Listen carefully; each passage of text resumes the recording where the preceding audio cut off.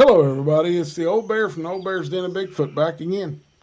And we got a wild one for you today. In this account, a man that's married decides to experiment with another man sexually. And I don't want to say that, and I'm not going to try to step on anyone's toes. But if I do, sorry, my beliefs are you're not supposed to do that. Anyways, Mrs. Bear is here with me, and if you hear noises, they may come from her or they may come from other things. We've been sitting here this afternoon on the front porch at our house and have heard a high pitched whoop and one that was not a whoop, but a you do it, babe. Woo! Yeah. So, anyway, we may have new neighbors. Don't want them, but can't do anything about it.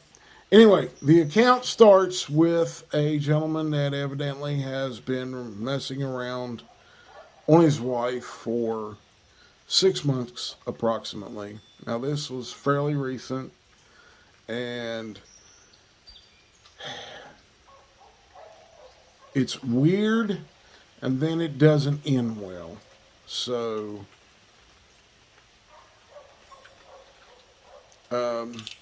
just sit back and listen, and we'll go through this one fairly quickly because I don't like doing this one, but I do it because it needs to be told.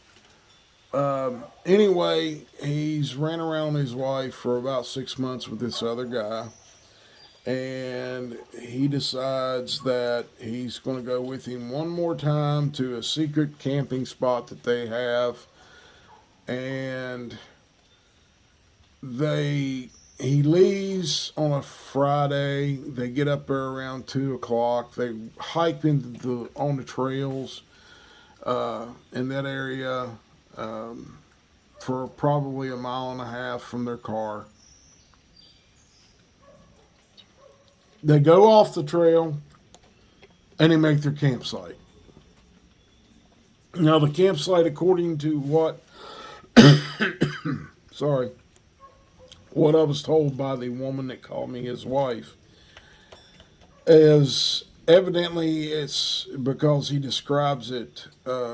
He described the campsite to a T, according to what she says.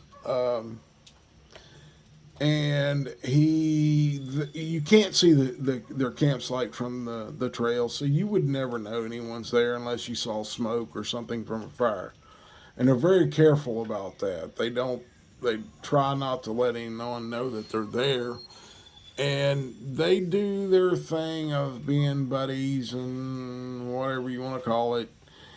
And about midnight, they finally go to sleep in the tent together, and um, a couple hours go by. Around 2 or 3 in the morning, they hear strange sounds coming from the woods just above their camp. And it sounds like something is up there. Well, I don't know how to say this. Something is making sexual sounds. They're not sure as to what is making the sounds, but yeah.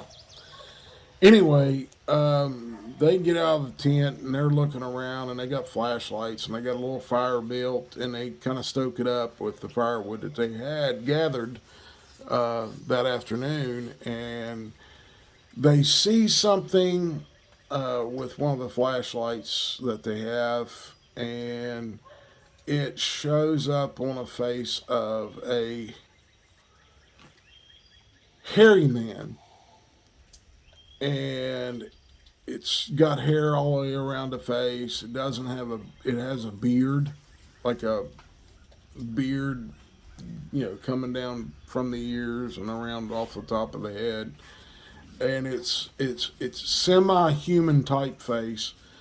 And they get scared, jump back in the tent, and the sounds stop when they hit it with a flashlight. And shortly after they jump back in the tent, the sounds kind of start again and then kind of end, and shortly thereafter of, ugh. That's what I was told. Don't make fun of me. I'm not the best imitator in the world. I try, but I'm not the best. And so at that point, they pretty much are scared to death, and things, they finally fall asleep. I guess around 4 or 5 o'clock in the morning,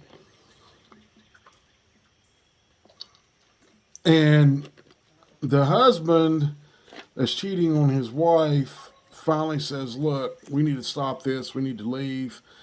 I don't want to be with you. I don't want to talk to you. Please don't come around. Don't call me anymore. I'm leaving. I don't want anything. I don't want any more of this." And they go, he packs his stuff up, and the other guy does too. And he's the one that had the tent there. And so he's carrying a little bit more weight than the other guy. And they get on the trail and they start towards the car. And the other guy's trying to talk him into not stopping.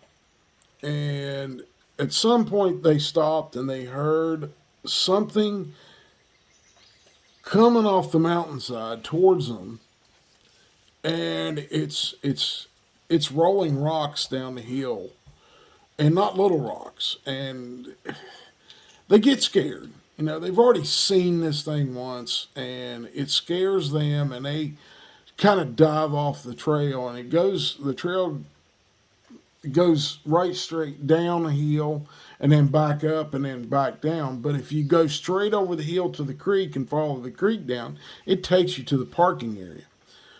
Well, in order to get there, though, you have to go through quite a bit of brush, and they go down that hill at a fast pace. They run into briars, brambles, whatever you want to call them, and it tears some of their clothes, and they get cuts, and they bleed a little bit, and they get to the creek, and when they got to the creek, they wanted to stop, and because they were wore out, fighting their way over the hill. And they stopped in the creek. Well, the guy that is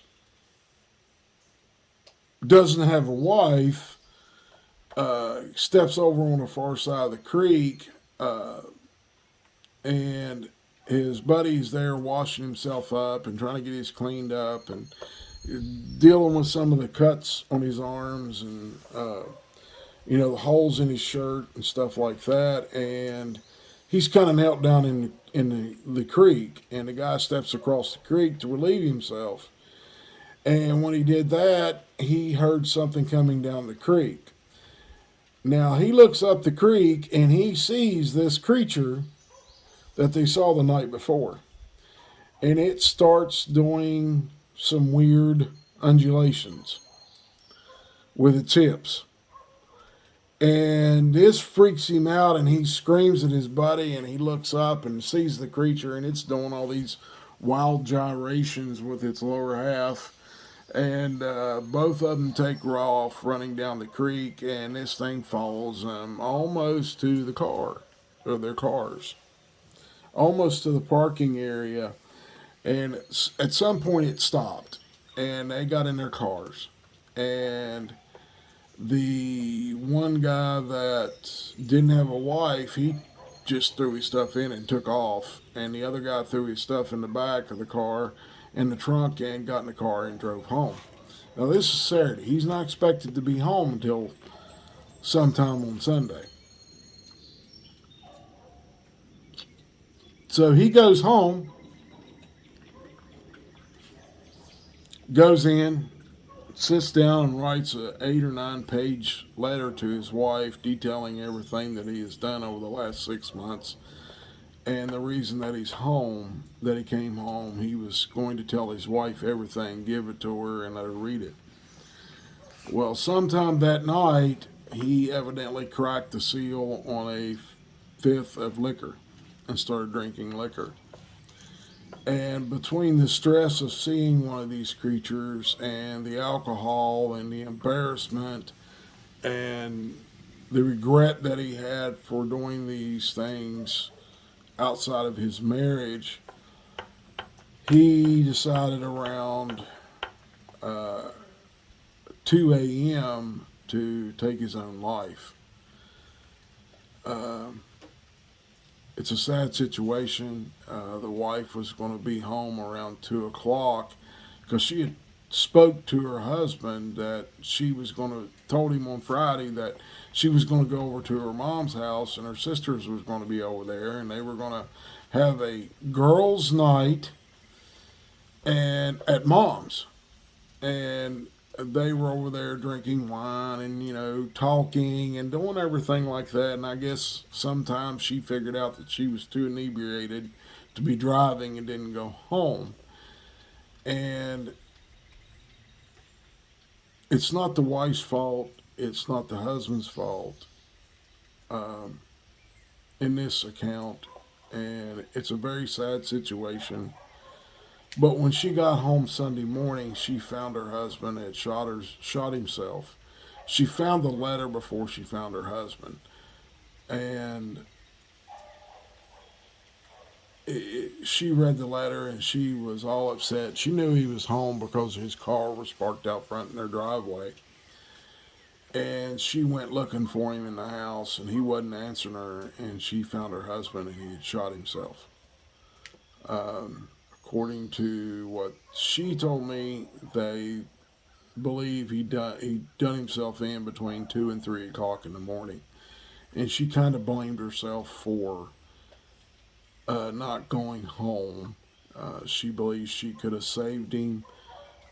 She said she could have forgiven him for doing this.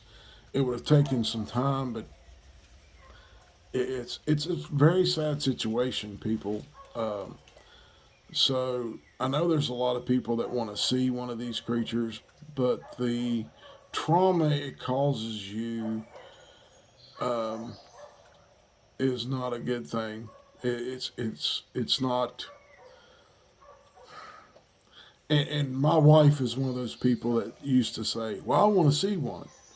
Well, I think I've got her out of that idea because it's very traumatizing. These are something that are not supposed to be out there. They're not supposed to be monsters in the world, and not all of them look human. Some of them look apish. Some of them look like Cro-Magnon. Some of them are just hideous. So you got to be prepared for that if you go out and start looking for them. But a lot of people can't handle that, and it causes a lot of post-traumatic stress on you after you see them. Because it did me. I didn't want to hunt for 5 years after I seen the first one. Uh, but then once I got into this, it doesn't bother me to see them. It just worries me for everyone else. I'm a different type of person. I have a different mentality. I'm an alpha type person. I always have been.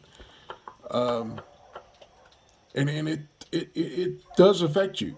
No matter what anyone else says, it does affect you. So I hope that everybody that is wanting to see a Bigfoot takes that to heart. And I hope and pray to God that you never have to see one. And that's the account. And I know it's pretty sad at the end, but it's also a lesson to you. And I hope you enjoy it. And we will be giving you another one after this one. And then we'll keep them coming as much as we can because I work a lot now. And it's kind of hard to. I'm getting to the point now where it's the stress from helping people to deal with seeing one of these creatures has become an extra stress in my life, and I don't want to quit bringing you accounts, but It's getting tough. I'll say that. So enjoy it. Y'all have a wonderful, blessed time, and we'll see you on the next one. Love you guys. Love you. Bye.